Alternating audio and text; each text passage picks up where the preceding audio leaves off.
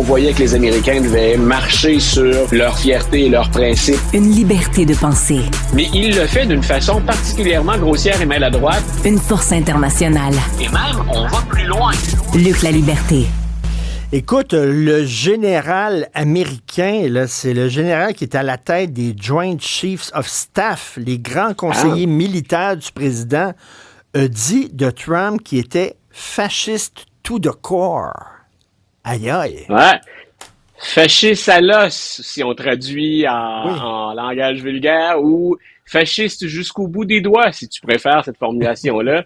Écoute, c'est pas n'importe qui le général Milley. Donc tu disais, c'est celui qui est à la tête. C'était celui vers qui on se tournait au sein des conseillers militaires les plus influents aux États-Unis. Donc on a Joint Chief of Staff. Autour du président, dans ce cas-ci, on parle de Donald Trump. Ce sont donc les gens qui pèsent le plus lourd dans la balance. C'est le général Milley qui avait dit, je sais pas si tu te souviens, il avait regretté cette opération où Donald Trump avait improvisé une sortie où on avait tassé des manifestants d'un parc public à Washington et il s'était rendu devant une église avec une Bible. Donc, il voulait montrer que c'était un homme fort, il voulait montrer qu'il n'avait pas peur, puis ensuite passer un message donc à sa base plus conservatrice et religieuse. Le général Milley, c'est celui que Donald Trump avait dit, on devrait l'exécuter. Parce que dans ses discussions avec des généraux en Chine, il s'était passé l'information de part et d'autre. On n'est pas prêt pour une guerre. On n'est pas prêt à se lancer des missiles. On n'est pas rendu là. Et c'est pas le message que Donald Trump disait qu'il souhaitait passer. Il considérait donc Milley comme un traître. Mais je répète, Milley, ça n'a absolument rien d'un woke aux États-Unis, ça n'a absolument rien d'un progressiste. Je serais même très étonné qu'il vote démocrate aux élections. Milley fait partie de ces gens, mais en même temps, pour les partisans de Trump, ils vont dire que c'est l'establishment. Ça fait partie de ceux contre qui on s'élève, de ceux contre qui on lutte.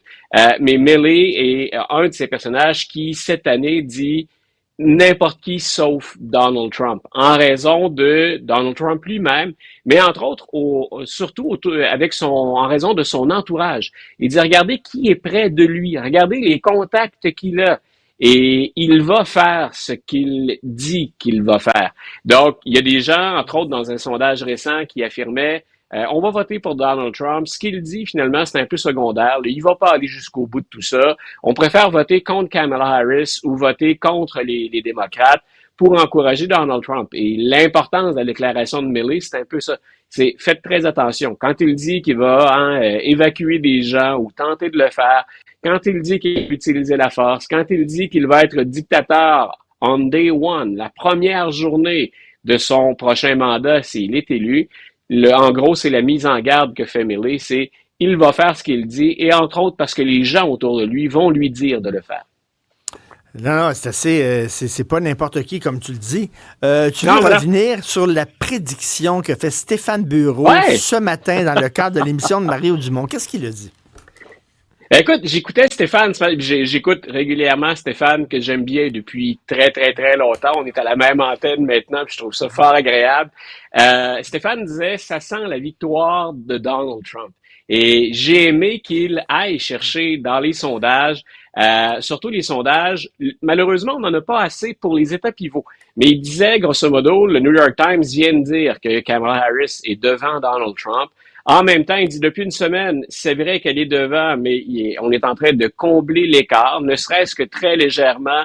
Il semble y avoir du mouvement favorable du côté de Donald Trump et il se tourne dans les états pivots. Donc, je disais ça, on a moins de sondages dans les états pivots et il dit on est en fraction de points, on est à 0.04, 0.05, mais il dit il semble y avoir un mouvement dans les états pivots. Et la source de Stéphane ce matin, en tout cas une des sources à laquelle il référait, c'est un site que les habitués de politique américaine consultent assez régulièrement, qui est RCP, ou Real Clear Politics. Donc, on y relaie souvent des éditoriaux, de plus en plus les éditoriaux de droite. Avant, on était peut-être plus à gauche, mais il y a aussi ces agrégateurs de sondages. Donc, on va faire des moyennes à partir de tous les sondages qui ont été faits, qu'il y ait des sondages moins sérieux ou qu'il y ait des sondages plus sérieux, plus étoffés, comme celui du New York Times. Donc, il dit, remarquez, il y a une tendance dans les états pivots, il y a un très léger mouvement en faveur de Donald Trump. Et c'est ce qui permet à Stéphane de dire, dans une position qui était très nuancée, il faut le saluer. Donc, Stéphane disait, ça sent la victoire de Donald Trump. Et j'avais comme l'effet inverse. Je fais un peu ce que Stéphane fait quand le matin, quand je me lève, je fais le tour de l'actualité. On va voir les sondages, les agrégateurs de sondages, les sites où on peut tenter de refaire le calcul des grands électeurs, savoir qui va arriver à 270 grands électeurs le 5 novembre. Et moi, au contraire, ce que je vois, en fait, il y a une inquiétude pour le camp Harris. Je vois un beau mouvement pour Kamala Harris du côté des nouvelles inscriptions sur la liste électorale. Je le vois sur le côté des jeunes. Je le vois du côté de la mobilisation des femmes. On prédit un véritable raz-de-marée chez les femmes qui souhaitent voter pour Kamala Harris. Le seul petit doute récemment, c'est que là où je pourrais rejoindre Stéphane dans les États pivots, c'est que les derniers cette semaine qui s'inscrivent sur la liste électorale, ce sont des républicains. Et ce que j'ai hâte de voir, on est vraiment, là, si on est en Formule 1, on est à peu près le dernier arrêt au puits. Il faut changer les pneus, faut choisir les bons pneus, faut choisir les bons réglages. Je pense pas qu'il y ait de grands mouvements de vote d'ici au 5 novembre. On est vraiment dans les réglages fins. On est vraiment à la fin de la course. Et ça va être intéressant de voir justement qui on va mobiliser et qui va inscrire le plus de nouveaux électeurs. Parce que Kamala Harris, la commande, elle est assez importante. Elle doit faire aussi bien pour l'emporter que Joe Biden en 2020. Il faut se rappeler que Joe Biden, ça a été très serré. Le nombre de grands électeurs indiquait pas ça.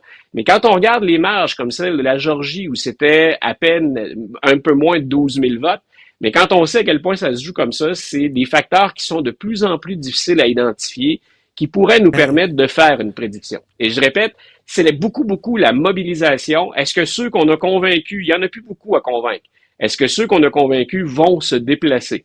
Et ça, Kamala Harris, on en a parlé vendredi, je crois, tous les deux, misait autant sur les Noirs et sur les hommes noirs. Elle sait que la communauté noire va l'appuyer. Mais est-ce qu'elle va l'appuyer à la hauteur de l'appui qu'on a donné à Joe Biden en 2020?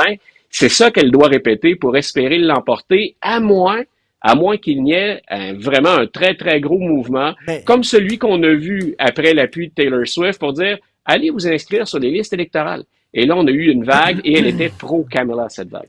Mais écoute, avec tout ce que Trump dit, il me semble que Kamala Harris devrait être largement en avance. Et écoute, ça c'est des propos qui n'engagent que moi, mon cher Luc. Je veux pas t'entraîner dans ma folie.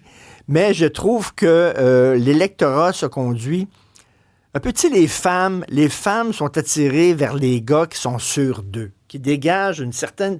Fait que Donald Trump, il a l'air sûr de lui. Il dit des bêtises, totalement. Il arrête pas de dire des bêtises, mais il le dit avec certitude et avec aplomb.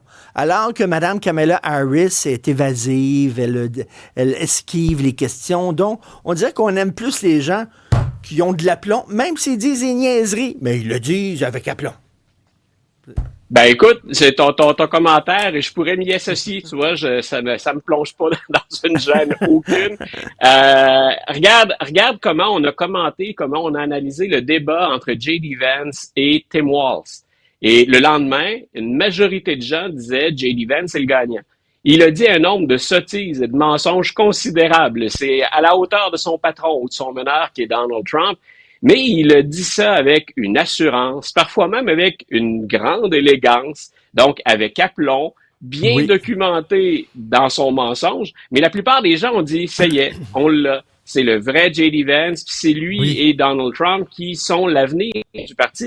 Moi, j'avais terminé cette soirée-là de débat en disant, attendez un peu, si on écoute, c'était plus solide du côté de Tim Walz. Mais clairement, en termes d'image, en termes de meneur, de leader, c'est J.D. Vance qui sortait.